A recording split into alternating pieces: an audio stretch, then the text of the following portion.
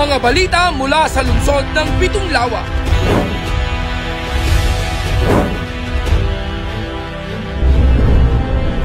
Mga pabatid mula sa alkalde sa mga tanggapan ng lokal na pamahalaan at pangnasyonal.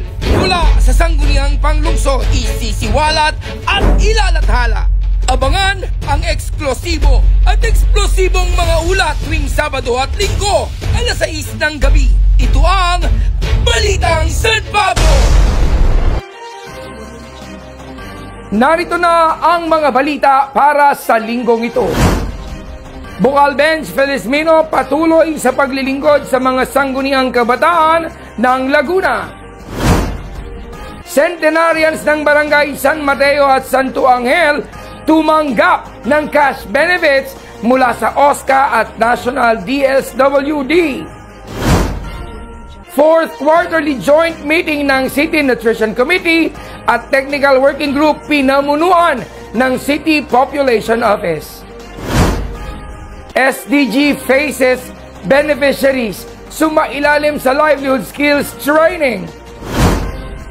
11 applicants hired on the spot sa isinagawang local recruitment activity ng Peso San Pablo. BFP San Pablo sumailalim sa Incident Command System Training. BJMP San Pablo namahagi ng RA 9262 VAUSI flyers sa mga kawani ng Bureau of Treasury Calabarzon. Cudho, San Pablo City nagsagawa ng site inspection sa St. Bart, Southville Heights. Magandang araw, lungsod ng San Pablo. Magandang araw, San Pableños. Para sa mga balita,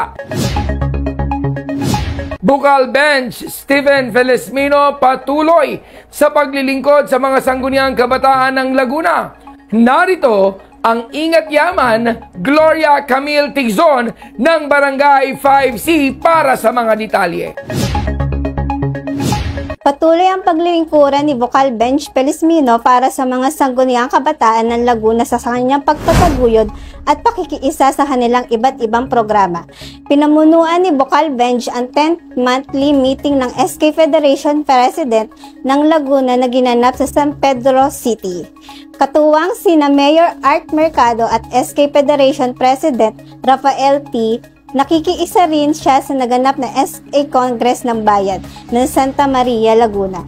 Sa pamumuno ni SK Federation President Angel Magundayaw na ginanap sa Hotel Dominic, Tagaytay City, nakikiisa rin sa nasabing SK Congress si SK Federation President Justin J. Cabasi ng Tagaytay City, Treasurer Gloria Camille Tigzon ng Barangay 5C, Balitang San Pablo. Centenarians ng Barangay San Mateo at Santo Angel tumanggap ng cash benefits mula sa OSCA at National DSWD. Narito si Kapitan Noel E. Enriquez ng Barangay 5C para sa mga detalye. Pinagkaloob noong November 28 kay Ginang Eusebia Arceo, Centenarian ng Barangay San Mateo, ang cash benefits mula sa pamahalang panlungsod at sa National DSWD sa ilalim ng mandato ng Centenarian Act of 2016. Pinagkaloob ng Office of the Senior Citizen sa pamumuno ni na OSCA OIC Arthur Almario at Project Development Officer 1 Jerry Pinaplor ng National DSWD ang cash benefits. Katuwang si Chairman Jaime Fajardo at Sangguniang Barangay. Tumanggap din ng cash benefits mula naman sa pamahalang lokal si Ginoong Alfonso Daet ng Barangay Santo Angel sa pamumuno ni OSCA Administrative Officer Josephine Velasco, Administrative Staff Maria Relinda C. at Leobino Exconde ng City Treasurer Office. Katuwang si Chairman Hubito Maghirang at Sangguniang Barangay. Kapitan Noel E. Enriquez ng Barangay 5C, Balitang San Pablo. Fourth quarterly joint meeting ng City Nutrition Committee at Technical Working Group pinamunuan ng City Population Office. Narito si Kagawad Suzette Reyes ng Barangay 5C para sa mga detalye.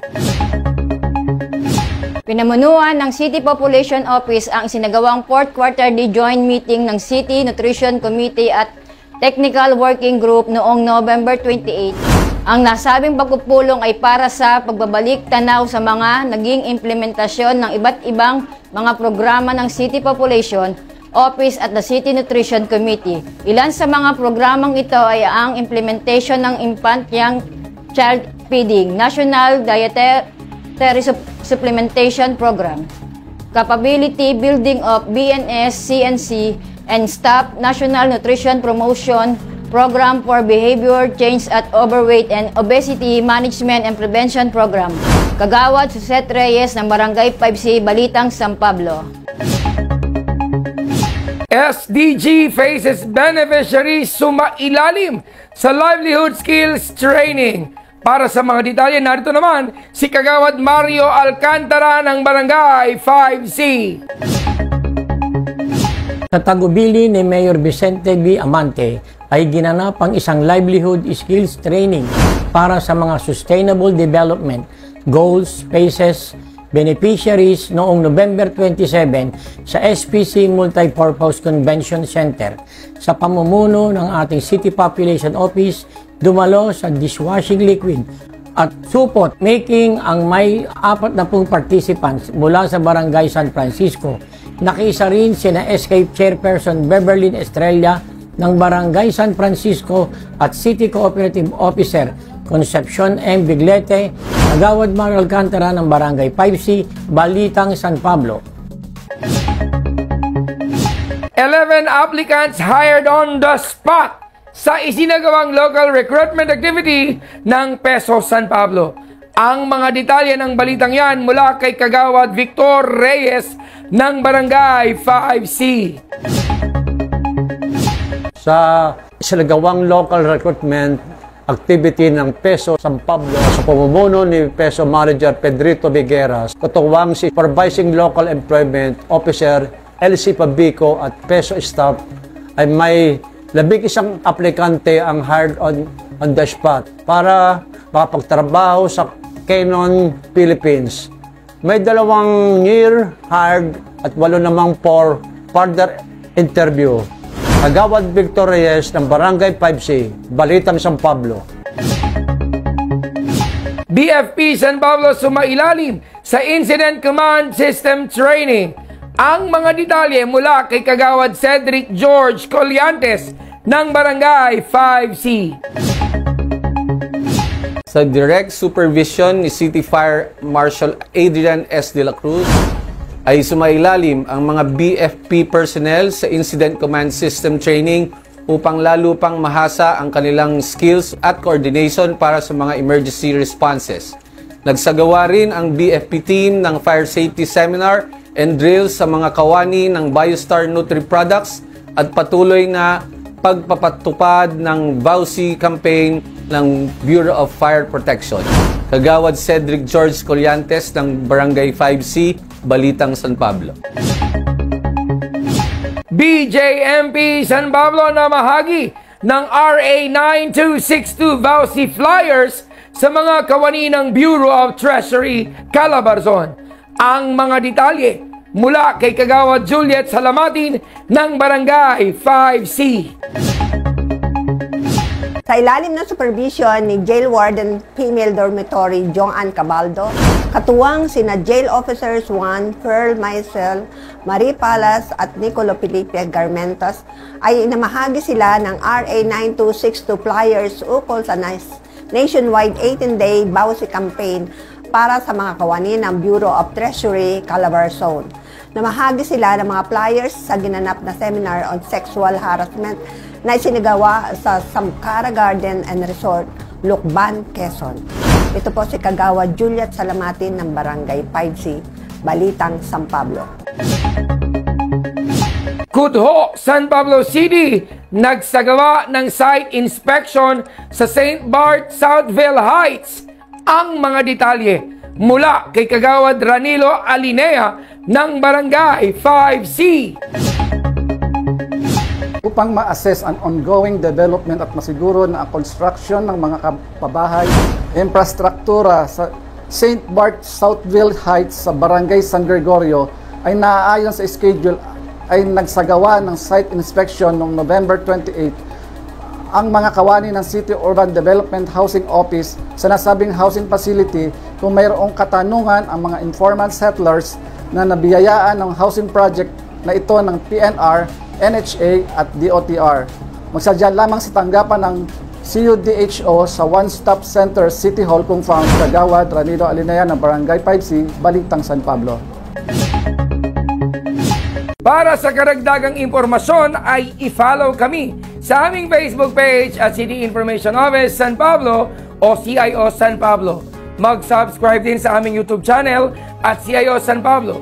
Manatiling updated sa mga kaganapan sa lungsod ng San Pablo.